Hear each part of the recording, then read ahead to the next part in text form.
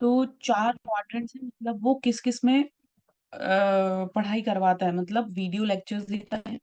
पहले आप मुझे ये बताओ, आप लोगों ने पढ़ा हुआ है कि नहीं?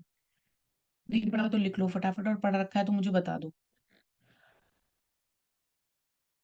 रीडिंग मटेरियल देता है, ठीक है? सेल्फ असेसमेंट करवाता है। Through what? Reading self assessment through test and quizzes, ठीक है? And the fourth quadrant is online discussion, doubts के, online discussion, video lecture, reading material, self-assessment, test and quiz, and online discussion. These are the 4 quadrants of SWAYAM. ये कई बार पूछे गए हैं, ठीक है? तो इसे याद रखना।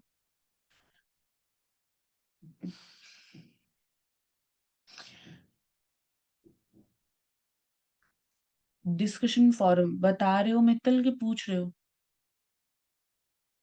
ठीक है, स्वायम का जैसा ही स्वायम प्रभा होता है, वो भी पढ़ लेना। उसमें ग्रुप ऑफ डीटीएच चैनल्स कितना है, ठीक है? डिस्कशन फोरम पे होता है, ठीक है? तो ये 4 क्वाड्रेंट्स इंपॉर्टेंट है। I hope you guys know about it. 9 coordinators पता है? 9 नेशनल कोऑर्डिनेटर्स वाईएम के, जस्ट से यस और नो। हाँ, पहले 32 थे, फिर 34 हुए थे, 32 प्लस 2, अब ये 40 वाला मुझे ऐसा लग रहा है रिसेंट रिसेंट है। मेरे टाइम तक 34 ही रहे हैं। Guys, I have asked a question to you. Either say me yes or no. If no, then I'll write them because they are related to SWAYAM and they are important questions. Are you guys have heard about national coordinators or you have read about them so I couldn't write it? Don't waste time. Cool.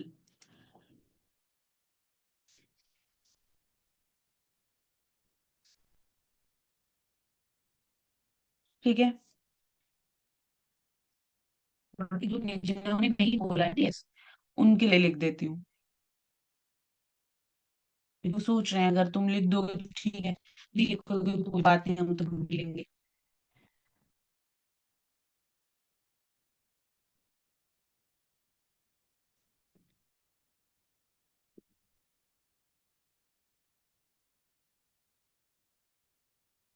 IIM कौन से वाला है बताओ?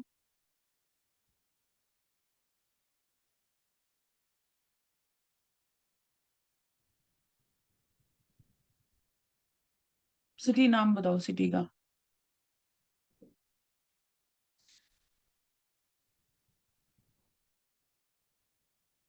बैंगलोर, तुम तो ठीक है, IIM Bangalore वाला है, मैनेजमेंट प्रोग्राम वाला। एआईसीटी, ये एनपीटीईएल, इन सब की फुल फॉर्म आप लोगों ने पढ़ी होगी। CC UGC, consortium for education, educational communication, इस बारे में पढ़ना ही आजकल थोड़ा यूजीसी को अच्छा लगता है, ठीक है? NIOS, national institute of open schooling, IGNOU सबको पता है। This is the national institute of technical teachers training and research, ठीक है?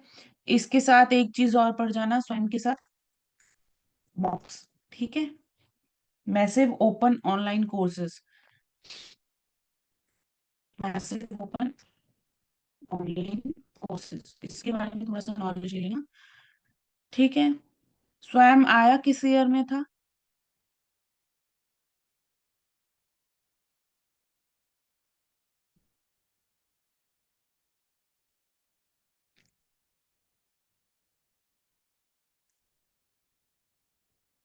लिख लो 2017 में, ठीक है? और मॉक्स का देख लेना, शायद मॉक्स 2008 में ही आ गया था, पर एक बार आप लोग चेक कर लेना, ठीक है? स्वयं प्रभा के बारे में भी पढ़ लेना, बाकी तो इतना इन दोनों के बारे में यही है, ठीक है? इसके पिछले अपनी इन्वायरमेंट वाले भी 2024 में आपको क्वेश्चन मिल जाएंगे, तो देख लेना। हैं इसके क्वेश्चंस, मतलब ये पूछ लेते हैं, बहुत अच्छा लगता है उन्हें, इससे बहुत प्यार है, ठीक है? Now next is, in an examination average marks of 6 students, ठीक है? 2012 में।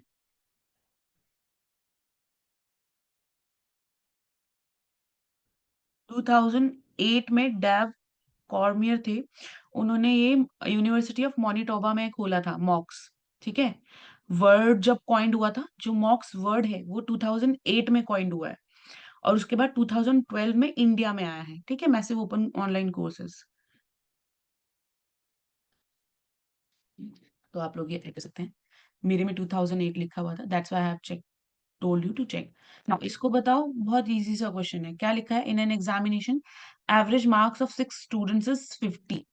ठीक है, however during cross checking of the papers it is found that the marks of the one student has been misread as 48। थे कितने, 84। कितने पढ़ लिए, कम पढ़ लिए। कम पढ़ लिए तो मतलब मेन वाली में कितने होंगे, बढ़ जाएंगे। यहाँ पे कम पढ़े हैं, 84, 48, कितने कम पढ़े हैं बताओ।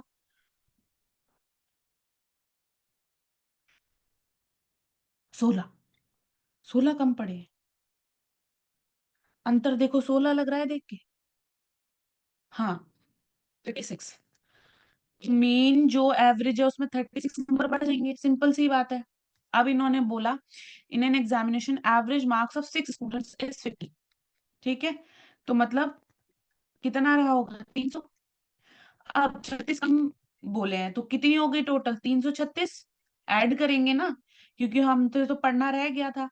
अब 336 डिवाइडेड बाय 6 करो तो एक्चुअल आएगी। अब बताओ कितना आंसर आएगा, 56, सिंपल।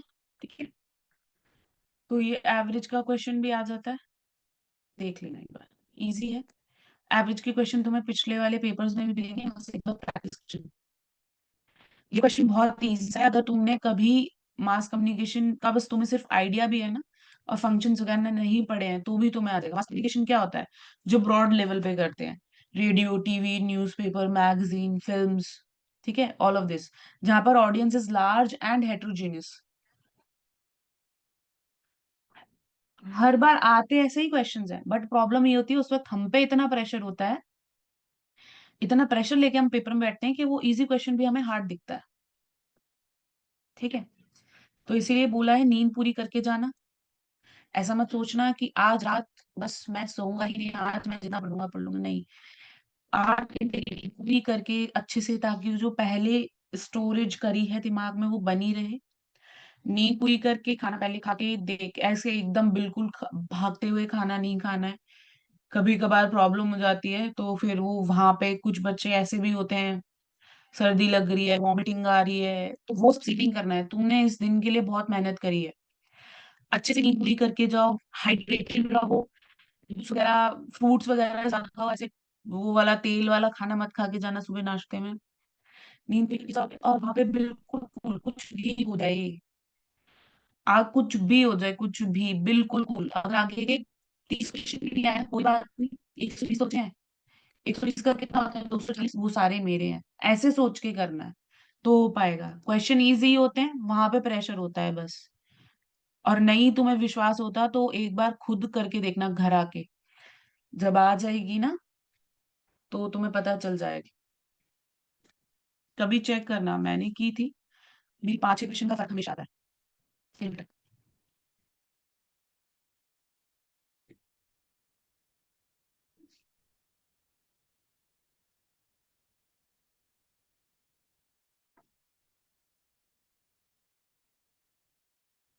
हाँ, फिर इसको पढ़ो, इसमें क्या बोल रहे हैं, which of the following are the main functions of mass communication. Mass communication आप लोगों ने पढ़ा, मैंने आप लोगों को बता दिया कौन सा होता है, सिंक्रोनस होता है। क्यों, क्योंकि टीवी पे होगा, रेडियो पे होगा, न्यूज़पेपर पे होगा, मैगजीन में होगा या फिल्म में होगा, उसको छोड़ो। रेडियो टीवी पे होगा, इसलिए क्या होता है ना, प्रॉपर वे होता है।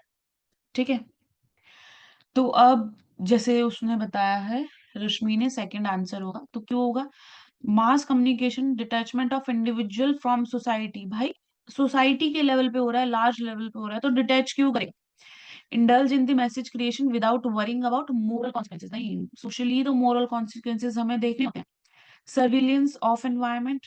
अब देखो, तुम्हें यहाँ पे पेपर में, पेपर की बात बता रही हूँ, यहाँ पे तो हम समझेंगे। पेपर में तुम्हें ये दिमाग लगाने की जरूरत नहीं, ओफो ये क्यों लिख दिया भाई, तुम्हारे दो कट गए, तुम्हें दिख रहा है ए और बी कट गए, सी डी ई लगाओ और आगे बढ़ो और अपना टाइम बचाओ, एलिमिनेट करो और बचाओ, वहां पे तुम्हें ज्ञान नहीं देखना बिल्कुल भी। अच्छी बात है, ऐसा क्वेश्चन आ रहा है जहां तुम एलिमिनेट कर सकते हो, जहां तुम अपनी ज्ञान नहीं लगाना है। देखो क्या लिखा हुआ है इसके बारे में। surveillance surveillance of environment, monitoring the environment and gathering information for the public is a core function of mass communication। ठीक है, इसका क्या है, मॉनिटरिंग हो रही है और गैदरिंग हो रही है ऑफ इंफॉर्मेशन, इसका मतलब ये है।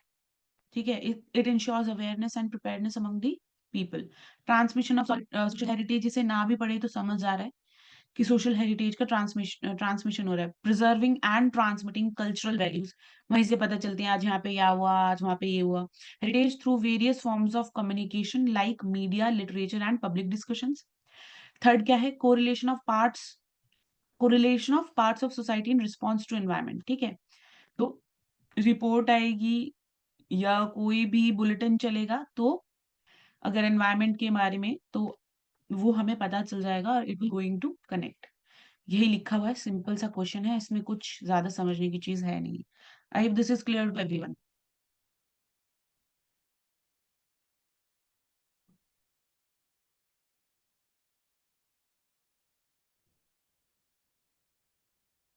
हम्म।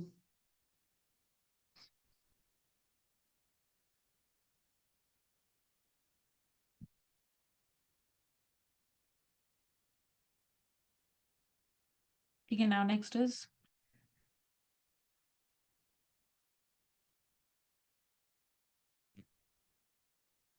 ये तो बहुत ही क्वेश्चन है, बताओ इसका आंसर क्या है। ओजोन का कौन सा होता है ये भी बता देना साथ में।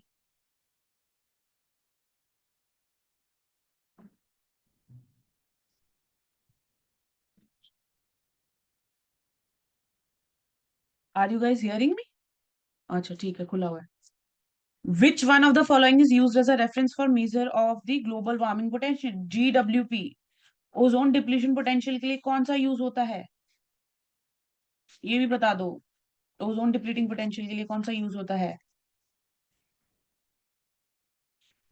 मैंने बताया था शायद किसी को।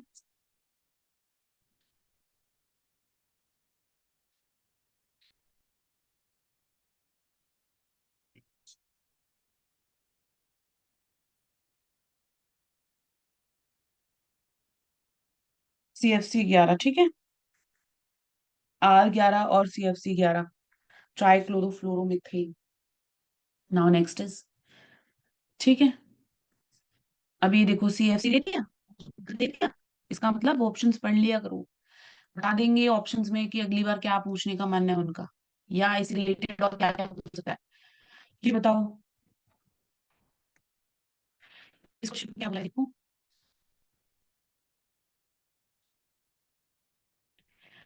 In the Buddhist system of education, higher education was placed at second level पे placed होती है। इसके 4 लेवल होते हैं, इसीलिए यहाँ पर 1 4 3 2 करके ऐसे लिखा हुआ है।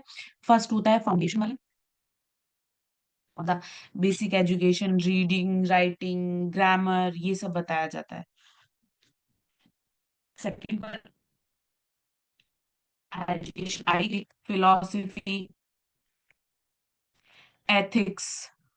ठीक है, थर्ड पे क्या पूछते हैं, मोनास्टिक और एडवांस। 5, नहीं बेटा 4 ही होते हैं।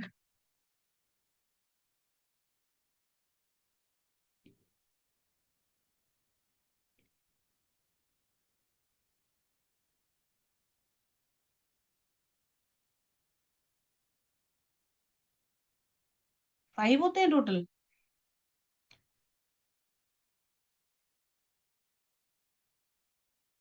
कोई नहीं, चेक कर लेना एक बार, मैं भी गलत हो सकती हूँ, तुम अभी यहाँ के 4 लिख लो, ठीक है, एक बार चेक कर लेना, हो सकता है पांचवा भी हो। चेक कर लिया करो हर बार, ऐसा नहीं है कि मैंने बोला है तो ठीक ही होगा। थर्ड में क्या होता है, वैसे तो ठीक ही होता है क्योंकि मैं चेक करके बोलती हूँ। मोनेस्टिक और एडवांस्ड स्टडीज। ठीक है, इसका मतलब क्या है, स्पेशलाइज्ड जितनी भी एजुकेशन है, ठीक है। बुद्धिस्ट साइकोलॉजी, लॉजिक, डायलेटिक्स, जो भी है वो सब थर्ड लेवल पे आता है। ठीक है। फॉर एग्जाम्पल पीजी करना। ठीक है। एंड फोर्थ लेवल पे क्या आता है? प्रैक्टिकल और स्पिरिचुअल मास्टरी। प्रैक्टिकल और स्पिरिचुअल मास्टरी आती है। ठीक है। For your information we are going to exceed the class because sir have told us. मैंने वहां पे मेंशन नहीं किया था क्योंकि लेट स्टार्ट करी है, तो हम इस क्लास को 9:25 9:20 तक चलाएंगे। ध्रुवधारा, पंडिता, महापंडिता, गेशे, महामुद्रा। ठीक है।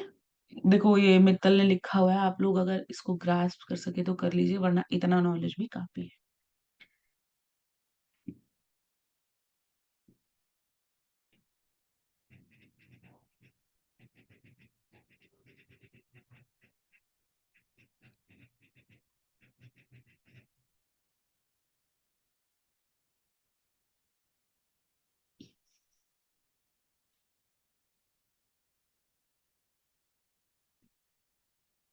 Just a second.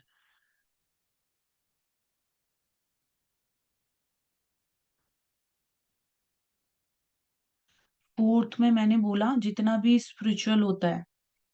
ठीक है। फॉर एग्जाम्पल कैसे समझाऊं? फाइनल लेवल होता है।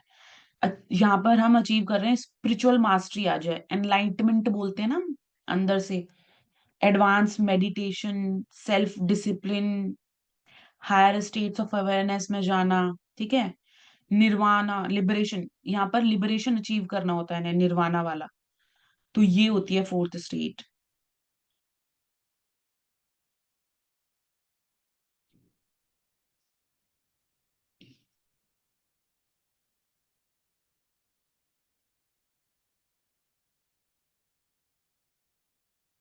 ठीक है। ओके। वैसे तो फिफ्थ का अभी तक इससे स्पेशलाइज्ड है नहीं, फोर ही लेवल होते हैं। ठीक है। But you guys can check. Typically formalised नहीं किया गया है फिफ्थ लेवल को, बट आप लोग चेक कर सकते हैं। नाउ नेक्स्ट इज, ये बताओ। इसका तो सीधा सीधा आंसर है, देखो इसको तो आप लोगों को जब आप यूनिवर्सिटीज पढ़ते हैं ना, आपने पढ़ी होगी हायर एजुकेशन में, तो वहां पे आपने चार्ट बनाया होगा, deemed to be university, autonomous और स्टेटरी।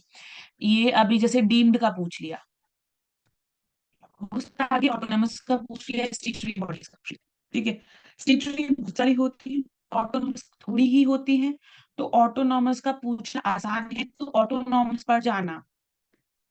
कोई एक आधा ऑटोनोमस आप लोगों को पता है तो मुझे बताओ।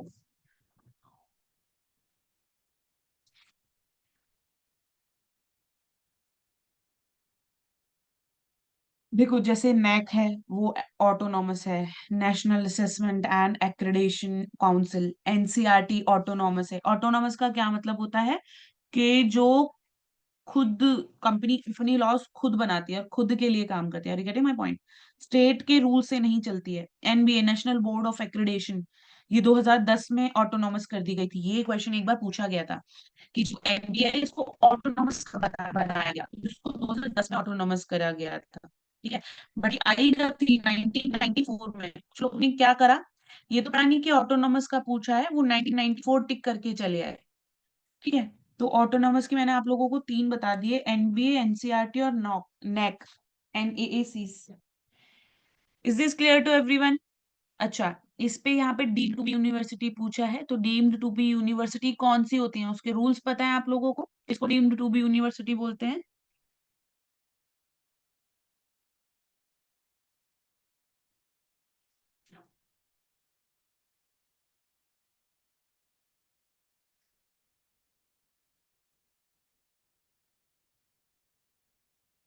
देखो मेरे को जहां तक पता है उसमें वो तो ऑटोनॉमस होती है बेटा, डीम्ड अलग होती है।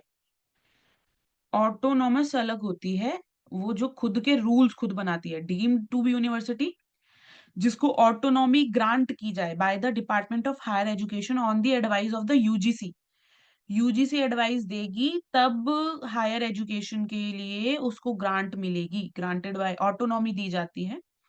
कम से कम 100 टीचर होने चाहिए, 2000 स्टूडेंट्स होने चाहिए, 1/20 का रेशियो होना चाहिए। Are you getting my point? 1/20 का रेशियो मतलब 2000 स्टूडेंट्स हैं तो 100 टीचर्स होने चाहिए उस यूनिवर्सिटी में।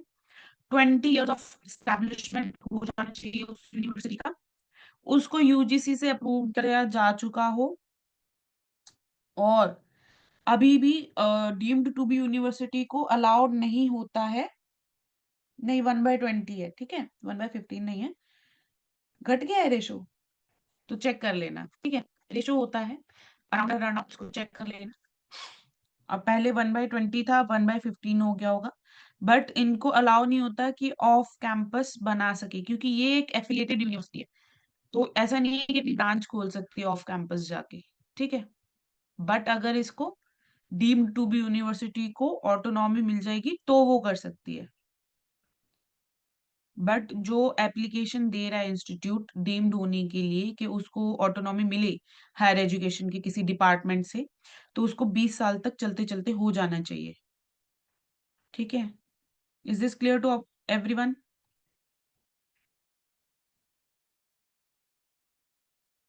ठीक है, बट अगर वो आए हुए उसको 5 साल हो गए हैं, डीम्ड टू बी यूनिवर्सिटी बने हुए 5 साल हो गए हैं, उसके बाद हो सकता है कि उसको परमिशन मिल जाए कि वो अपने ऑफ कैंपस सेंटर्स को ओपन कर सके, ठीक है, ऑफ शोर कैंपस को ओपन कर सके, बट उससे पहले नहीं होता। तो थोड़ा सा डीम्ड टू बी यूनिवर्सिटी के बारे में पढ़ लेना, वैसे ज्यादा कुछ है नहीं। अच्छा, इसका एक्स ओफिशियो चांसलर पूछा था, कौन होता है? तो वो होता है ऑनरेबल गवर्नर, जो होते हैं हमारे, वो होते हैं एक्स ऑफिशियो चांसलर। ये मेरे टाइम पे आया एनवायरमेंट वाले में क्वेश्चन, तो एक बार देख लेना, जब पीवाईक्यूज देखो तो दिख जाएगा। नाउ नेक्स्ट क्वेश्चन इज, देखो इसमें क्या क्या लिखा हुआ है।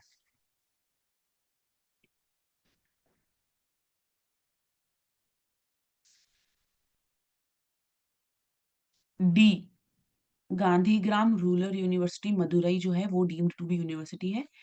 Deemed to be university status in India is granted to the higher education institution by the university grant commission, UGC. कब आई थी? 1956 में। कौन से सेक्शन के थ्रू? सेक्शन 3 के थ्रू। वॉज एस्टेब्लिश इन 1956, कौन सी, जिसको अभी डीम्ड टू बी यूनिवर्सिटी बोला गया है। And was given the status of deemed to be university due to its significant contribution to the rural education and development। जो other options हैं, Periyar university state university है, Nagaland university central university है, और गुरु घासीदास विश्वविद्यालय Bilaspur central university है। पहले क्या होती थी? स्टेट यूनिवर्सिटी हुआ करती थी। Is this clear to everyone? इन ऑप्शन को भी पढ़ना जरूरी हो सकता है कि बाद में आ जाए तो एलिमिनेशन के काम आएगा।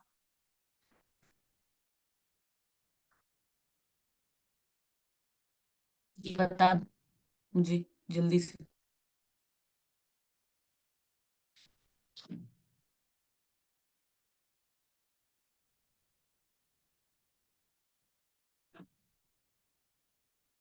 गोल 7 कौन सा था? अफोर्डेबल एंड क्लीन एनर्जी, ठीक है। ये जेंडर इक्वेलिटी वाला कौन सा गोल था? क्लाइमेट एक्शन वाला कौन सा गोल था? और क्वालिटी एजुकेशन वाला कौन सा गोल था? ऐसे क्रम में बता दो मुझे। एक ही आंसर नहीं, चारों लिख के बता देना, मेरे साथ खेल मत करना।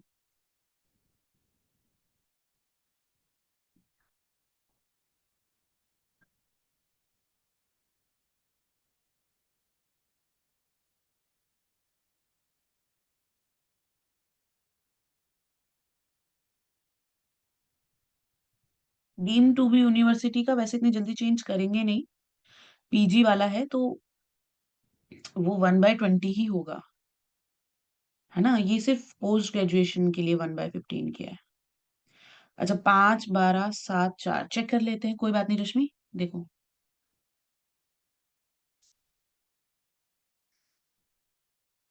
देखो क्या क्या आया। Gender equality 5, climate action 13, affordable 7, और ये 4। Is it right? या कुछ गड़बड़ है बताओ।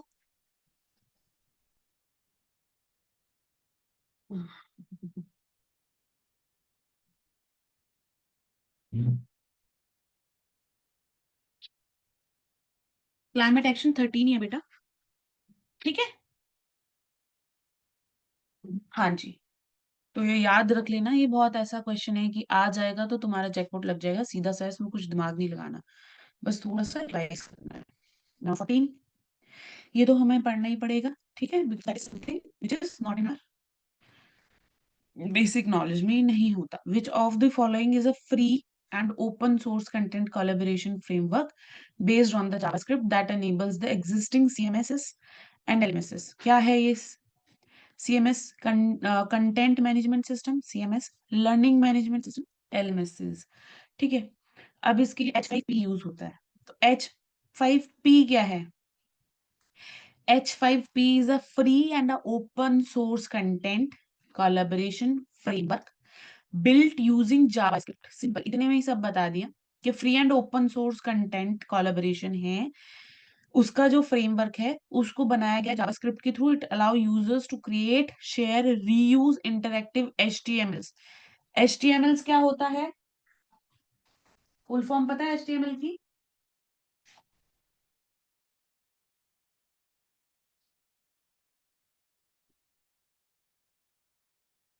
Hyper text markup language. ठीक है। एचटीएमएल क्या होता है? Hyper text markup language. HTTPS क्या होता है? Hyper text transfer protocol secure. S is for secure. Hyper text transfer protocol secure. ठीक है। तो it is use for create and share and reuse interactive HTML content. HTML करता क्या है? Web page create करता है। सिंपल, अगर आप एचटीएमएल पढ़ रहे हैं तो क्या करता है? It creates web page. ये तो पता ही है हम लोग, है ना? अच्छा, एक चीज और, ई में भी ई क्या होता है? This A E is for,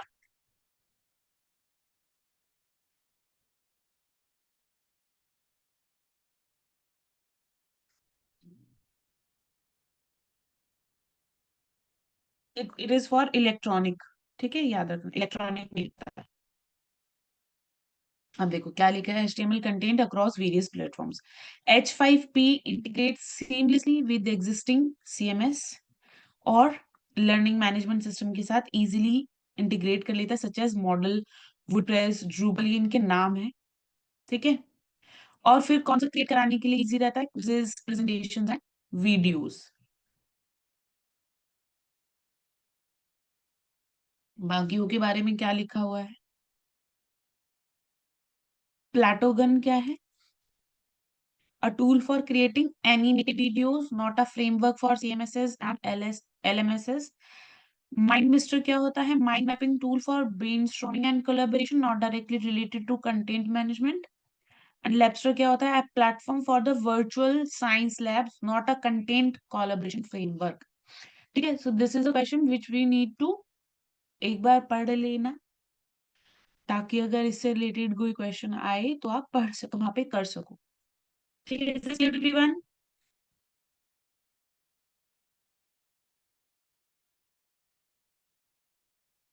हाँ, ठीक है। नाउ नेक्स्ट इज दिस, एक होती है टीचर सेंटर्ड अप्रोच और एक होती है learner centred approach. I hope ये सबको क्लियर होगी। लर्नर सेंटर्ड अप्रोच जहां पर लर्नर फैसले लेता है, जो स्टूडेंट है वो फैसले लेता है अपने लिए, उसके हिसाब से उसकी पढ़ाई चलती है। Are you getting my point? तो जब हम हायर लेवल पे चले जाते हैं, लाइक PhD एंड ऑल, तो हम क्या करते हैं? अपने हिसाब से पढ़ते हैं। तो यहाँ पे उसी के कैरेक्टरिस्टिक्स बताए गए हैं और उसी के हिसाब से मुझे आपको मुझे आंसर देना था, पर यहाँ पे आंसर विजिबल है, as we can see all the four options were right. तो ऐसी कंडीशन में क्या करना होता है? किसी कॉन्सेप्ट को एनटीए के नजर से समझना होता है। तो ये क्वेश्चन पढ़ के मुझे क्या पता चलेगा कि एनटीए लर्नर सेंटर्ड अप्रोच के बारे में क्या कहता है? वो कहता है कि place the emphasis on skills. सी बात है, जब बड़े हो जाते हैं तो स्किल्स सीखते हैं, क्योंकि हमें ऐसा लगता है हमारे सेंटर से चल रही है चीजें, तो हमें ऐसा लगता है जॉब पाने के लिए ये चाहिए, ये चाहिए, ये चाहिए, तो स्किल सीखते हैं। It is centred on the learners need, exactly मेरी नीड्स के हिसाब से चलेगा। It is centred on cooperative determination of subject matter. ठीक है। Lays emphasis on variability of exposure. अब इसके बारे में नीचे क्या लिखा हुआ है, कितना एक्सपोजर मिल रहा है। वही वाली बात है, जब आप खुद पढ़ते हैं तो उसकी वेरिएबिलिटी, एक्सपोजर की वेरिएबिलिटी इंक्रीज हो जाती है। नाउ ये थर्ड वाले से पढ़ते हैं। Involves collaboration between the learners and educators to determine the curriculum and methods of learning. तो it's centered on the cooperative determination. Cooperation तो आपको करना पड़ेगा ना, किसी मतलब क्या होता है कि जब हम बड़े हो जाते हैं तो सारे सब्जेक्ट के ट्यूशंस नहीं पढ़ते हैं, हम क्या करते हैं जिसमें हमें लग रहा है वीकनेस है वहां पे हम गाइडेंस के लिए पढ़ते हैं। तो यहाँ पे वही बात की जा रही है। Educators to determine the curriculum and methods of learning, lays emphasis on variability of exposure, encourages exposure to diverse methods, ideas, and experience for holistic development. Is this clear to everyone? एक teacher centred भी होती है, वो भी पढ़ लेना। एक field dependent और फील्ड इंडिपेंडेंट करके भी एक अप्रोच होती है, वो आप लोगों को पता है कि नहीं, जैसे यस और नो।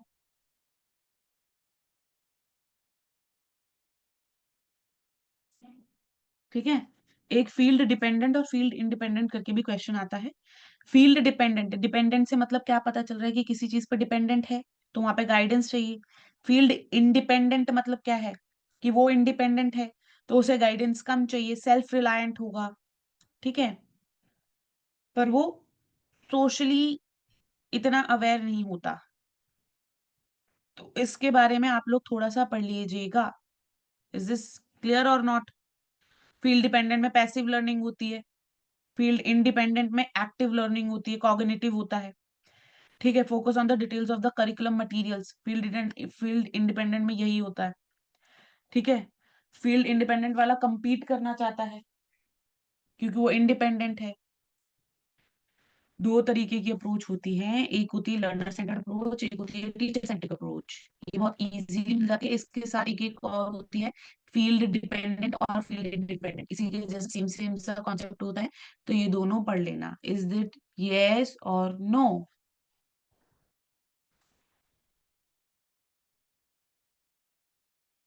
तुम लोग यस और नो बोलने में थक जा रहे हो, मैंने टास्क स्टार्ट किया बोल रही हूँ।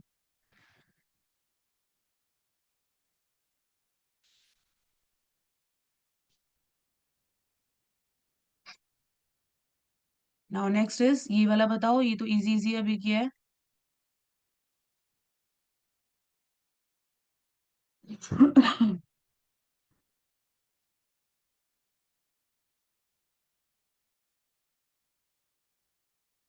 क्या बोला है?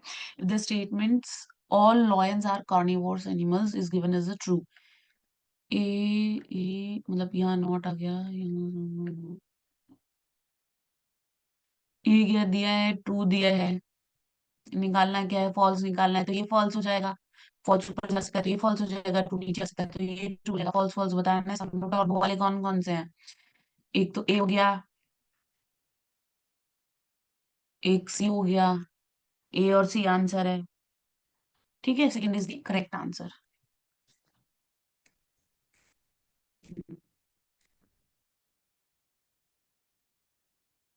ओफो, ये बार बार गायब हो जाता है यार। गाइस किसी की वो ऑन है वीडियो, और मुझे पता चल गया है कि आप लोग रिप्लाई क्यों नहीं कर पा रहे हैं। ठंड मेरे को भी लग रही है भाई, ऐसा मत करो मेरे साथ।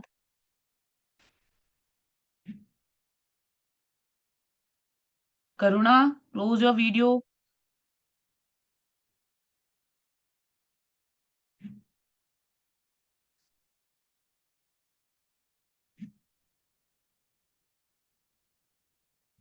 आई थिंक करुणा करुणा का मन नहीं है। है। करुणा सो गई है। बताओ। छोड़ो कोई बात नहीं। I just did that. Where is this?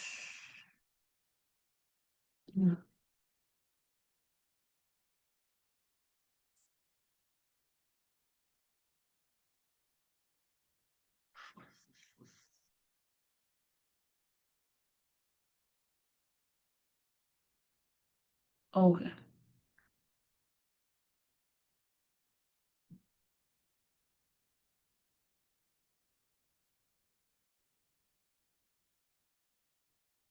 हो गया। ठीक है, नाउ नेक्स्ट इज,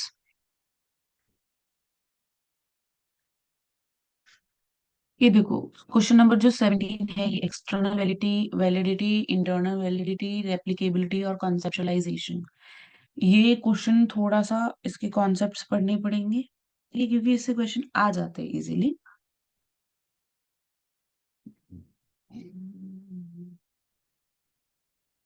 ठीक है, वैसे इसका आंसर सेकंड है। ठीक है, क्यों? सिर्फ इस एक वर्ड की वजह से, बाकी क्वेश्चन नहीं समझना। जब भी कॉज एंड इफेक्ट रिलेशनशिप को हम देखना चाहते हैं तो इंटरनल वैलिडिटी में आता है। ठीक है, बाकी का एक्सटर्नल वैलिडिटी, रेप्लिकेबिलिटी, कॉन्सेप्चुअलाइजेशन, देखो कॉन्सेप्चुअलाइजेशन कुछ नहीं है, वो इजी सा है, जो कॉन्सेप्ट को क्लियर करे, ये यहाँ पे नहीं आता है। ये इन तीनों चीजों का पार्ट नहीं है। Refers to the process of defining the concepts in the study, ये यही है, सिंपल सा है। तो हमें कल क्या पढ़ना है? कल हम यहाँ से एक्सटर्नल वैलिडिटी और रेप्लिकेबिलिटी, इन दोनों को मैं बता ही देती हूँ कल क्या बता। देखो, रेप्लिकेबिलिटी, जो रिपीट कर सके, ठीक है, refers to the ability to reproduce and the study findings in the different settings और the studies, that is replicability. ठीक है, ये रेप्लिकेबिलिटी नॉर्मल है, बट अगर आप इसको कॉन्सेप्ट के अंदर पढ़ेंगे तो एक होता है रिलायबिलिटी। रिलायबिलिटी का मतलब क्या होता है? हाउ एक्यूरेट, ठीक है, प्रिसाइज और कंसिस्टेंसी, ये होता है। ठीक है, बट अगर कोई चीज वैलिड है, ठीक है, तो वो रिलायबल हो सकती है। बट अगर कोई चीज रिलायबल है तो वो वैलिड हो, ऐसा नहीं होता। ये बात ध्यान कर लीजिएगा। ठीक है, तो रेप्लिकेबिलिटी का मतलब क्या है? कि जब भी मैंने लेंथ कैलकुलेट करी तो वो 10 मीटर 10 मीटर 10 मीटर आई। इसीलिए कह रहे हैं कि कोई चीज वैलिड है तो वो रिलायबल हो सकती है, पर अगर वो रिलायबल है तो वैलिड नहीं हो सकती। क्यों? क्योंकि लेट से मेरा जो भी इंस्ट्रूमेंट है, वो तो है कि वो फिट के लिए है, पर वो मेजर कर रहा है लेंथ। ठीक है, तो जितनी बार भी मैं उसको एक्सपेरिमेंट कर रही हूँ, लेंथ 10 मीटर ही देगा। रिलायबल तो है, रिजल्ट्स रिलायबल तो आ रहे हैं, पर वैलिड है कि नहीं? भाई वो इंस्ट्रूमेंट वेट के लिए था, लेंथ बता रहा है, वो वैलिड नहीं है। Is this clear to everyone? What are we saying in this case?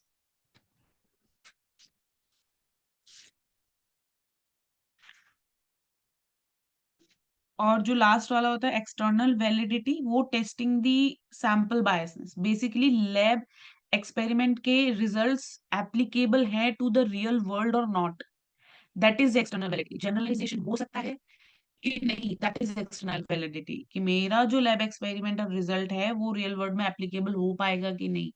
लेकिन ना, generalise to the other contact settings और populations, that is what it is external validity. पहले आप मुझे बताओ, आपको एक्सटर्नल वैलिडिटी क्लियर हुआ? मित्तल,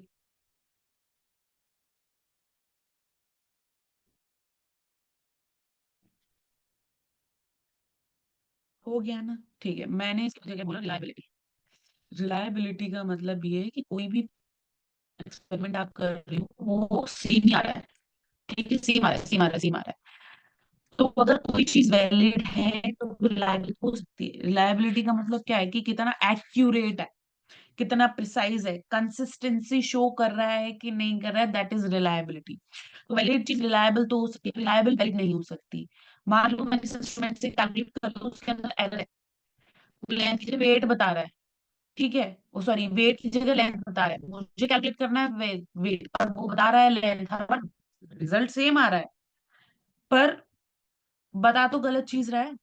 वो वैलिड नहीं है, उस कंडीशन में वो वैलिड नहीं है। तो कोई भी रिलायबल चीज वैलिड नहीं होती हमेशा, पर वैलिड चीज रिलायबल होती है। इतनी बात समझ आ रही है?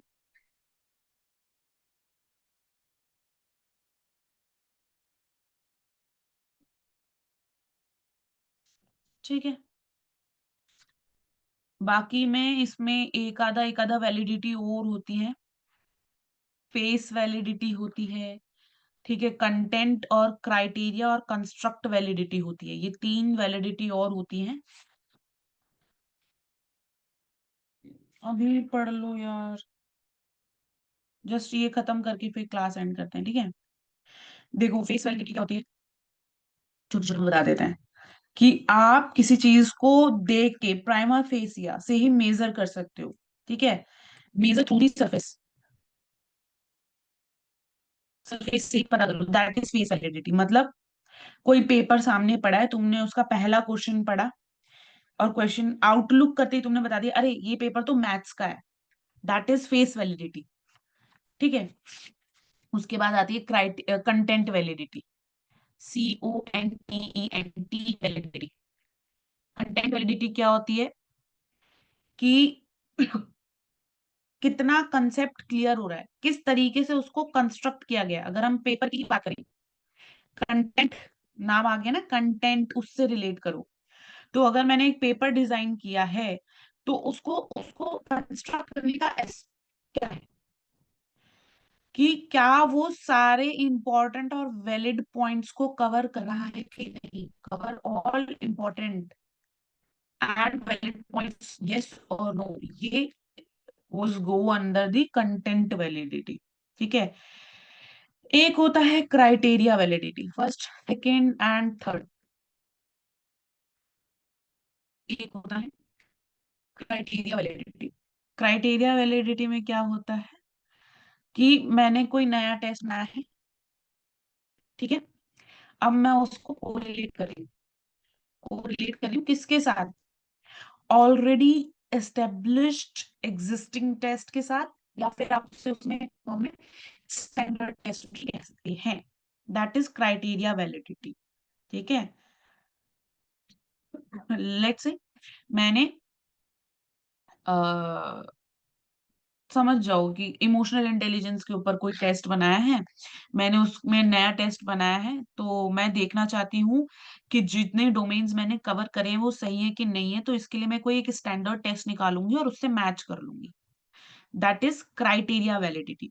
क्राइटेरिया वैलिडिटी दो में डिवाइड होती है, कॉन्करेंट एंड प्रिडिक्ट वैलिडिटी, ठीक है। जो क्राइटेरिया वैलिडिटी है is divided into the concurrent and predict, दो में डिवाइड होती है। कॉन्करेंट का मतलब क्या होता है, मतलब आईक्यू टेस्ट लेना, साथ साथ एक साथ ही पता चल जाए, रिजल्ट्स सेम टाइम पे चेक हो जाएं, ओल्ड के और न्यू के, मतलब न्यू और स्टैंडर्ड के, ऐसा बात करूं। स्टैंडर्ड टेस्ट का और न्यू टेस्ट का जो चेक करने का टाइम है दोनों का, कि क्या रिजल्ट्स आ रहे हैं, वो सेम टाइम पे पता चल जाए। फॉर एग्जाम्पल आईक्यू टेस्ट, ठीक है, न्यू वाला तो 80% शो कर रहा है और ओल्ड वाला 78% शो कर रहा है, इसको ओल्ड लिख लो, इसको न्यू लिख लो, ऐसे करके, दैट इज कॉन्करेंट। पर प्रिडिक्ट वाले में क्या होता है, नाम से ही पता चल रहा है फ्यूचर में प्रिडिक्ट कर रहे हैं, जो मेरा टेस्ट है वो फ्यूचर में परफॉर्मेंस प्रिडिक्ट करेगा, ठीक है।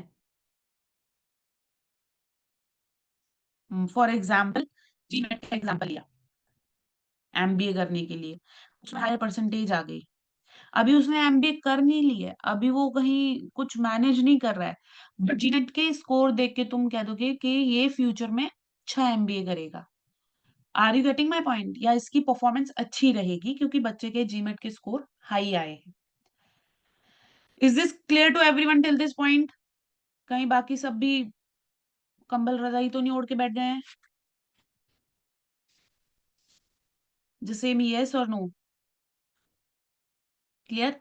Then the last one is construct validity, उसके बाद इंटरनल और एक्सटर्नल आप लोगों ने पढ़ ली है। अब देखो कंस्ट्रक्ट वैलिडिटी में क्या होता है,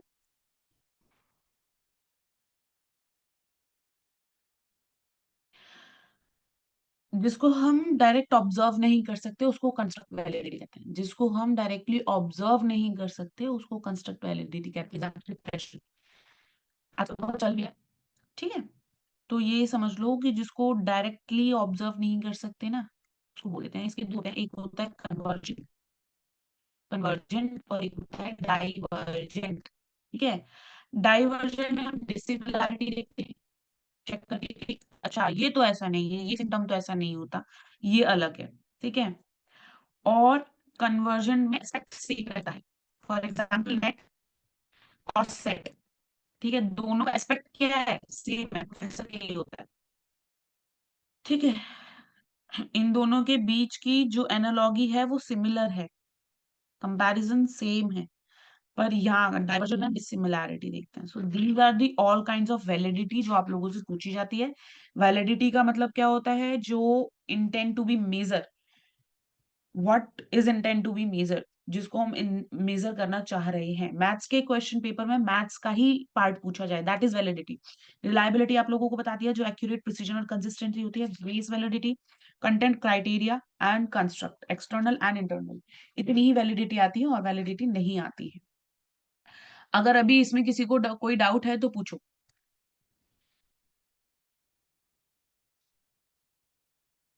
यस और नो, ठीक है। बाकी क्वेश्चन नंबर 18 से कल करेंगे। होपफुली कल के 2 घंटों में हम लोग इसको पूरा कर लेंगे, ठीक है, क्योंकि आज डीआई था तो डीआई में टाइम लग रहा है। अदरवाइज कल जब 7 से 9 क्लास लेंगे तो बाकी के क्वेश्चन बहुत इजीली हो जाएंगे। Is this clear to everyone? If there is any doubt please ask, if not then you guys are free to go. Thank you so much for today and please keep practice. इसको आज ही revise कर लेना, practice कर लेना, ताकि कल के लिए बर्डन अपना हो। एक्स्ट्रा कुछ मत पढ़ना, आप 4 दिन बचे हैं। सिर्फ PY Qs, basic concepts clear कर लेना, जो चीजें याद करनी है वो याद कर लेना।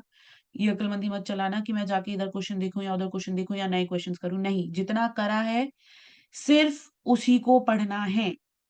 जितने कॉन्सेप्ट्स पढ़ लिए हैं सिर्फ उन्हीं को रिवाइज करना है। अब 4 दिन में कुछ भी नया एड ऑन नहीं करना है, ना ही नए एड ऑन क्वेश्चंस लाने हैं कहीं से पकड़ के पीवाई क्यूज के। मैम ने बोला था यहाँ से डाउनलोड कर लो, वहां से डाउनलोड करो, मैंने नहीं बोला है, ना ही तुम्हें करने हैं। जो तुम्हारे नॉर्मल बने हुए हैं, जो सर ने डाल रखे हैं क्लासरूम पे, वो वाले पढ़ो।